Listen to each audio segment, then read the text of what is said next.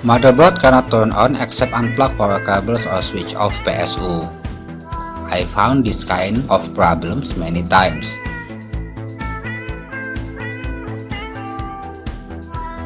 This problem can caused by bad PSU or bad motherboard. After we make sure the power supply in a good condition, so we now inspect the motherboard. The fix for the symptoms is actually pretty easy.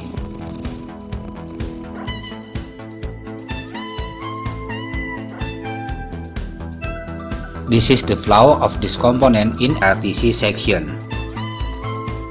So, just replace this single component. You can take it from another motherboard and it will working flawlessly, turn off and turn on again.